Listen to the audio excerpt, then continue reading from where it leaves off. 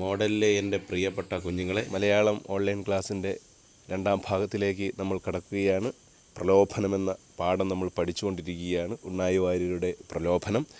നളചരിതം രണ്ടാം ദിവസത്തിലെ പ്രധാനപ്പെട്ട കഥയായ പുഷ്കരൻ്റെ അടുത്തേക്ക് കലിദ്വാപരന്മാർ വന്ന് നള ദമയന്തിമാരെ പിരിക്കാനുള്ള ഉപായം പറഞ്ഞു കൊടുക്കുകയും ചൂത് കളിക്കാനായിട്ട് പ്രേരിപ്പിക്കുകയും അങ്ങനെ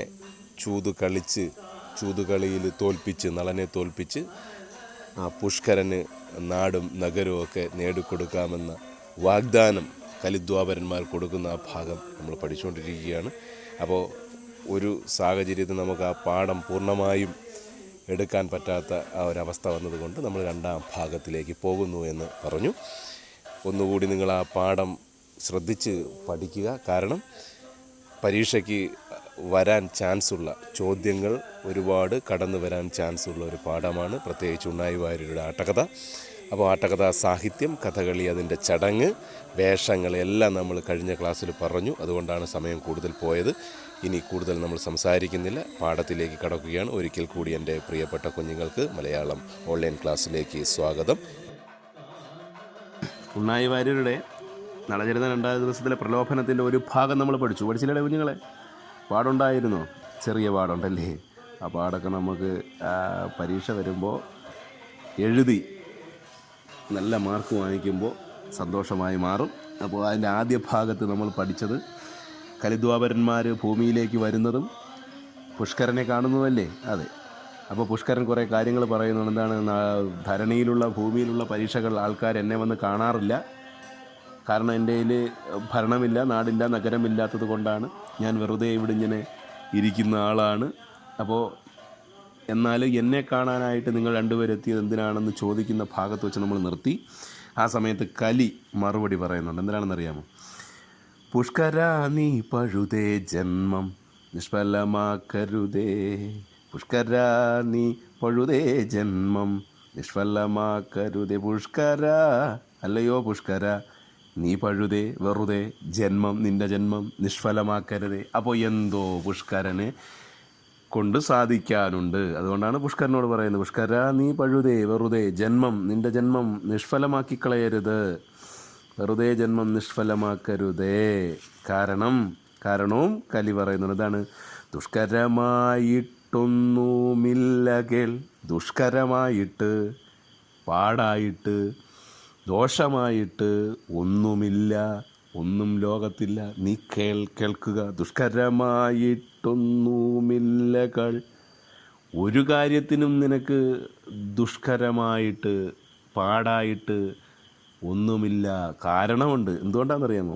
മത്സഹായമുണ്ടായാലേവനും. മത്സഹായം, മൽ എന്ന് പറഞ്ഞാൽ എൻ്റെ സഹായം ഉണ്ടായാൽ, എൻ്റെ സഹായമുണ്ടായാൽ ഏവനും ഒരുത്തനും ദുഷ്കരമായിട്ട് ഒരു കാര്യവുമില്ല, എന്തും നേടിയെടുക്കാം. പുഷ്കരനെ കലി എന്തോ ചെയ്യാണ്? അങ്ങ് പിടിക്കുകയാണ്, വശത്ത് ആക്കുകയാണ്, ബ്രെയിൻ വാഷ് ചെയ്യുകയാണ്. പുഷ്കര നീ പഴുതേ ജന്മം നിഷ്ഫലമാക്കി കളയരുത്, നിൻ്റെ ജന്മം വെറുതെ നിഷ്ഫലമാക്കി കളയരുത്. ദുഷ്കരമായിട്ടൊന്നുമില്ല കേൾ. ദുഷ്കരം എന്ന് പറഞ്ഞാൽ പാടായിട്ട് ഭൂമിയിൽ ഒന്നുമില്ല. കേൾക്ക്. കാരണമുണ്ട്. എന്തുകൊണ്ടാണ്? മത്സഹായം ഉണ്ടായാലേവനും. മത്സഹായം എന്ന് പറഞ്ഞാൽ എൻ്റെ സഹായമുണ്ടായാൽ ഒരുത്തനും ഒരു കാര്യത്തിനും എന്തില്ല, പാടില്ല എന്നാണ് ഇവിടെ പറയുന്നത്. നളനും നീയും ഭേദമെന്തിവിടെ, അല്ലയോ പുഷ്കര, നളനെന്നും നീയെന്നും ഇവിടെ ഭേദമില്ല, വ്യത്യാസമില്ല. നളനും നീയും ഭേദമെന്തിവിടെ. പുസ്തകത്തിലോട്ട് നോക്കിയിരുന്നാൽ അത് മനസ്സിലാവും. നളനും നീയും തമ്മിൽ ഇവിടെ ഭേദമില്ല. നിങ്ങൾ രണ്ടും ഒരേ കുടുംബത്തിലുള്ളവരാണ്. അനുജനും ജ്യേഷ്ഠനുമാണ്, ജ്യേഷ്ഠനും അനുജനുമാണ്. നാടുവാഴുക, നീ നാടുവാഴുക. നളനെ വെന്നെന്ന് പറഞ്ഞാൽ എന്തിനാണ്? ജയിച്ച് സമ്പ്രതി ഇപ്പോൾ തന്നെ നീ നാട് വാഴുക. പുഷ്കരൻ ഇത് കേൾക്കുമ്പോൾ അന്തം വിട്ടു പോവുകയാണ്. നിനക്ക് നാട് വാഴാൻ കഴിയും, നിനക്ക് ഈ ഭൂമി വാഴാൻ കഴിയും. കലി പറയുകയാണ്, കലി ബാധിക്കുകയാണ് പുഷ്കരനിൽ. കലി ബാധിക്കുന്നു. നമ്മളിലൊക്കെ കലി ഇങ്ങനെ ബാധിക്കാറുണ്ട് പലപ്പോഴും. ആ കലി തന്നെയാണ് ഈ കലി. ആ ബാധിക്കുന്ന ആ കലിയാണ് ഈ കലി. കലി ബാധിക്കുകയാണ്. എന്തിനാണ്? നാട് വാഴുക, നീ നാട് ഭരിക്കുക, നളനെ വെന്ന് ജയിച്ച്, നളനെ ജയിച്ച് നീ ഇപ്പോൾ തന്നെ സമ്പ്രതി, ഇപ്പോൾ തന്നെ നീ എന്തോ ചെയ്യുകയാണ്? നളനെ ജയിച്ച് നാട് വാഴുക. പുഷ്കര നീ പഴുതേ ജന്മം നിഷ്ഫലമാക്കരുതേ. നിന്റെ ജന്മം വെറുതെ നീ പാഴിക്കളയരുത്. ദുഷ്കരമായിട്ട് ഈ ഭൂമിയിലൊന്നുമില്ല, നീ കേൾക്കുക. കാരണം മത്സഹായമുണ്ടായാൽ, എൻ്റെ സഹായമുണ്ടായാൽ ഒരുത്തനും ഈ ഭൂമിയിൽ ദുഷ്കരമായിട്ടൊന്നുമില്ല. നളനും നീയും ഭേദമെന്തിവിടെ? നീയും നളനും തമ്മിൽ ഒരു വ്യത്യാസവുമില്ലിവിടെ. അതുകൊണ്ട് നിനക്ക് നാടുവാഴാം. എങ്ങനെ? നളനെ വെന്ന് ജയിച്ച് സമ്പ്രതി, ഇപ്പം തന്നെ നളനെ ജയിച്ച് നിനക്ക് നാടുവാഴാമെന്ന് കലി പുഷ്കരനോട് പറയുകയാണ്.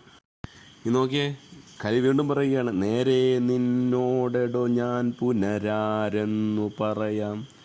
അല്ലയോ പുഷ്കര, ഇനി ഞാൻ നിന്നോട്, നേരെ നിന്നോടെടോ, ഇനി ഞാൻ നേരെ നിന്നോട് പുനരാരെന്ന്, ഇനി ആരാണെന്ന്, ഞാൻ ആരാണെന്ന് പറയാം. നേരെ നിന്നോടെടോ ഞാൻ പുനരാരെന്നും പറയാം. നേരെ നിന്നോട് ഞാൻ ഇനി ആരാണെന്ന് പറയാം. പാരില്ലെന്നെ ഇന്നാരറിയാതവർ, പാരിൽ ഭൂമിയിൽ ഇന്നെന്നെ അറിയാത്തവരായിട്ടില്ല. നേരെ നിന്നോടെടോ ഞാൻ പുനരാരെന്നും പറയാം. അല്ലയോ പുഷ്കര, ഇനി ഞാനുള്ള കാര്യം നിന്നോട് പറയാം. ഞാൻ ആരാണെന്ന് പറയാം. ഈ പാരിൽ ഭൂമിയിൽ എന്നെ അറിയാത്തവരായിട്ടാരുമില്ല. കാരണം വൈരിയാണ്. വൈരസേനക്കിഹ ഞാൻ കലി. വൈരി, ശത്രുവാണ്. ആർക്ക്? വൈരസേനി എന്ന് പറഞ്ഞാൽ വീരസേനൻ്റെ പുത്രൻ നളൻ. അപ്പം നളന് ഞാൻ വൈരിയാണ്, ശത്രുവാണ്. എങ്ങനെയുള്ളവൻ? വൈരിയാണ്, ശത്രുവാണ് ഞാൻ. ആർക്കാ? വൈരസേനയ്ക്ക് എന്ന് പറഞ്ഞാൽ വീരസേനൻ്റെ പുത്രനായ നളന് ഞാൻ കലി, ശത്രുവായ കലി. നളന് ഞാൻ ശത്രുവാണ്, കലിയാണ്. തവ ഞാൻ മിത്രം എന്ന് പറഞ്ഞ് വീരസേനൻ്റെ പുത്രനായ തവ, നിനക്ക് ഞാൻ മിത്രമാണ്. ശത്രുവാണോ? അല്ല, മിത്രം. തവ ഞാൻ മിത്രം. തസ്യ എന്ന് പറഞ്ഞാൽ അവൻ്റെ നാടു ഞാൻ, അവൻ്റെ നാടു ഞാൻ തേ നിനക്ക് തരുന്നു. അവൻ്റെ നാടു ഞാൻ നിനക്ക് തരുന്നു. ചൂതു പോരുക, കളിക്കാനായിട്ട് പോരുക, ഇപ്പോൾ തന്നെ നീ വരിക. അപ്പോൾ നളനെ തോൽപ്പിക്കണം. നളനെ തോൽപ്പിച്ചാൽ മാത്രമേ ഈ രാജ്യം നിനക്ക് കിട്ടത്തുള്ളൂ. അതിന് വേണ്ടിയിട്ട് നീ ചൂത് കളിക്കാനായിട്ട് എന്നോടൊപ്പം പോരുക എന്ന് പുഷ്കരനോട് കലി പറയുന്നു. എന്താണ് ആ വരി? ഒന്നുകൂടെ ശ്രദ്ധിക്കുക. നേരെ നിന്നോടെടോ ഞാൻ പുനരാരെന്നും പറയാം. അല്ലയോ പുഷ്കര, നിന്നോട് ഞാൻ നേരെ ഇനി ആ കാര്യം പറയാം. ഞാൻ ആരാണെന്ന് പറയാം. പാരിൽ എന്നെ ഇന്നാരറിയാതവർ, പാരിൽ ഈ ഭൂമിയിൽ ഇന്ന് അറിയാത്തവരായിട്ട് ആരുമില്ല. വൈരിയാണ് ഞാൻ, വൈരി, ശത്രു. വൈരസേനക്കിഹ, ഇപ്പോൾ വൈരസേന എന്ന് പറഞ്ഞ്, സേനി എന്ന് പറഞ്ഞാൽ വൈരസേനി എന്ന് പറഞ്ഞാൽ വീരസേനൻ്റെ പുത്രൻ ആയ നളന് ഞാൻ കലിയായ ശത്രു. പക്ഷേ തവ നിനക്ക് ഞാൻ മിത്രം. നളന് ശത്രുവാണെങ്കിലും തവ നിനക്ക് ഞാൻ മിത്രമാണ്. തസ്യ അവൻ്റെ നാടു ഞാൻ, അവൻ്റെ ഈ നാട്, രാജ്യം ഞാൻ തേ എന്ന് പറഞ്ഞാൽ നിനക്ക് തരുന്നു. അവൻ്റെ ഈ രാജ്യം ഞാൻ നിനക്ക് തരാൻ പോവുകയാണ്. അതിന് നീ ഒരു കാര്യം ചെയ്യണം. എന്ത് ചെയ്യണം? ചൂതു പോരുക. നീ അവനോട് ചൂത് കളിക്കണം. പോവാം, ചൂത് കളിക്കാനായിട്ട് നമുക്ക് പോകാം. അങ്ങനെയാണ് കലി പണയപ്പണ്ടമായിട്ട് മാറുകയും നളൻ്റെ പുഷ്കരൻ്റെ ശരീരത്ത് പ്രവേശിക്കുന്ന കലി നളനോട് കളിക്കുകയും കള്ളക്കളിയിലൂടെ പുഷ്കരൻ നളനെ തോൽപ്പിക്കുകയും ചെയ്യുന്ന സംഭവം അങ്ങനെയാണ് ഉണ്ടാകുന്നത്. ഈ മണ്ടനായ, ജളനായ, വിഡ്ഢിയായ പുഷ്കരൻ കലിയുടെ വാക്ക് കേട്ട് സ്വന്തം ജ്യേഷ്ഠനെ തന്നെ പരാജയപ്പെടുത്തി കാട്ടിലേക്ക് അയക്കുകയാണ് ചെയ്യുന്നത്. അവസാന ചരണത്തിലേക്ക് നമുക്ക് കടക്കാം. ലാസ്റ്റ് ഭാഗമാണ്, ശ്രദ്ധിക്കുക. അവസാന ഭാഗത്തേക്ക് കടക്കുകയാണ്. അവസാന വരി നോക്കൂ. നിൽക്ക മദീയമതേ വിജയം നിശ്ചിതമാമിഹതേ. അല്ലയോ മദീയമതേ, ബുദ്ധിമാനെ നിൽക്ക, വിജയം നിനക്ക് നിശ്ചയമാണ്. ഇപ്പോൾ നിനക്ക് വിജയം നിശ്ചയമാണ്. എന്നോടൊപ്പം നീ പോരുക. നിൽക്ക മദീയമതേ, നീ ചൂത് കളിക്കാനായി നിൽക്ക. വിജയം നിശ്ചയമാമിഹ, നിനക്ക് വിജയം നിശ്ചയമാണ്. വിജയം നിശ്ചയമാണ്. നിനക്ക് വിജയം നിശ്ചയമാണ്. ഇനി വീണ്ടും പറയാണ് കലി. വിക്രയമില്ലെന്നാകിലെന്തടോ. വിക്രയം എന്ന് പറഞ്ഞാൽ പണയപ്പണ്ടം. അപ്പോൾ പണയം മുതൽ ഉണ്ടെങ്കിലേ നമ്മൾ എന്തെങ്കിലും, ഈ ചൂത് കളിക്കുന്ന എങ്ങനെയാണല്ലോ, ചൂത് കളിക്കുന്നത് കണ്ടിട്ടില്ലേ? ഇപ്പോൾ ചീട്ട് കളിക്കുന്നത് പോലെയാണ് ചൂത് കളിക്കുന്നത്. എന്തെങ്കിലും പൈസ വെച്ച് ചൂത് കളിക്കുന്നത് പോലെ, ചീട്ട് കളിക്കുന്നത് പോലെ, ആ തോക്കുന്നവരുടെ പൈസ നഷ്ടപ്പെടുന്നത് പോലെ. അപ്പോൾ പൈസ വെച്ച് കളിക്കാൻ നിനക്ക് പണയപ്പണ്ടമില്ല എന്ന് വിക്രയം എന്ന് പറഞ്ഞാൽ പണയപ്പണ്ടം ഇല്ലെന്ന് വിചാരിച്ച് നീ പരിഭ്രമിക്കേണ്ട. വിക്രയമില്ലെന്നാകിലെന്തടോ, പണയപ്പണ്ടമില്ലെന്ന് വിചാരിച്ച് നീ വിഷമിക്കേണ്ട.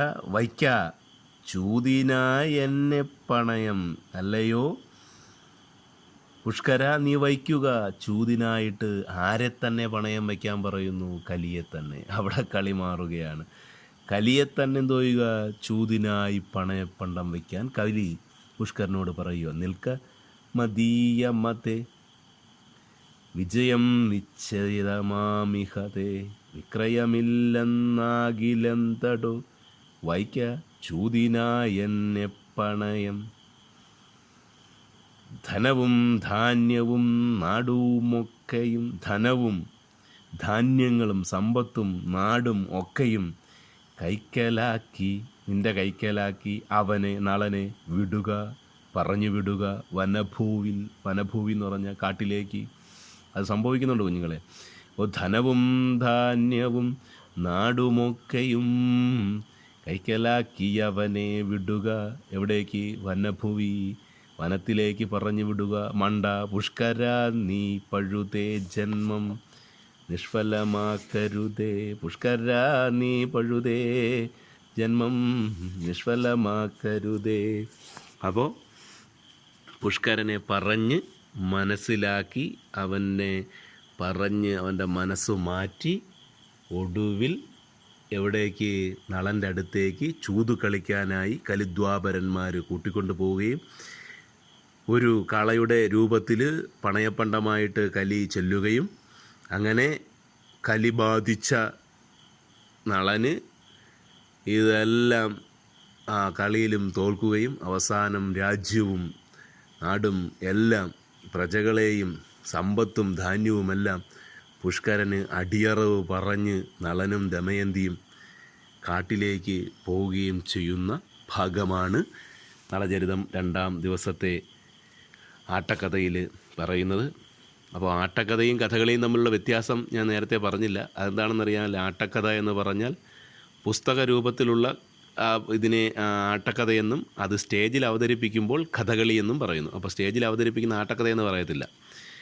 പുസ്തക രൂപത്തിലിരിക്കുമ്പോൾ അതിനെ ആട്ടക്കഥയെന്നും, അത് കഥകളി ആവുന്നതെപ്പോഴാണ്? സ്റ്റേജിൽ അവതരിപ്പിക്കുമ്പോൾ അത് കഥകളിയെന്നും പറയുന്നു. അപ്പോൾ നളചരിതം 2-ാം ദിവസത്തിലെ പ്രലോഭനം എന്ന് പറയുന്ന മനോഹരമായ പാഠം നമ്മൾ പഠിച്ചു. കലിദ്വാപരന്മാർ നളനെയും ദമയന്തിയെയും തമ്മിൽ തെറ്റിക്കാനായിട്ട് പുഷ്കരനെ സ്വാധീനിക്കുന്ന ഈ ഭാഗം എല്ലാവർക്കും മനസ്സിലായി എന്ന് ഞാൻ വിശ്വസിക്കുന്നു. ഒരിക്കൽ കൂടി വിശ്വസിക്കുന്നു. ഒരു പുതിയ പാഠവുമായിട്ട് കണ്ടുമുട്ടുന്നത് വരെ നിങ്ങൾക്ക് എൻ്റെ എല്ലാവിധ വിജയാശംസകളും നേരുകയാണ്. അടുത്ത പാഠം യുദ്ധത്തിൻ്റെ പരിണാമമാണ്. പുതിയൊരു യുദ്ധം ചെയ്യാനും ആരംഭിക്കാനും വേണ്ടിയിട്ട് കേട്ടുമുട്ടുന്നത് വരെ നിങ്ങൾക്ക് എൻ്റെ നന്ദി, നമസ്കാരം, ഗുഡ് നൈറ്റ്, ശുഭരാത്രി.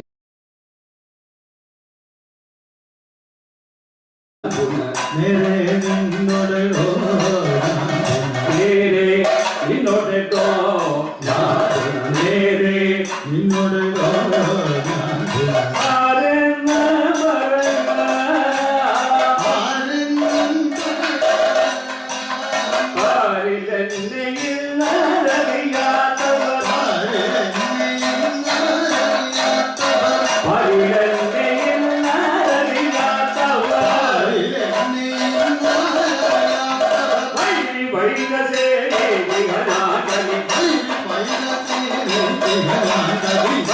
വൈരസ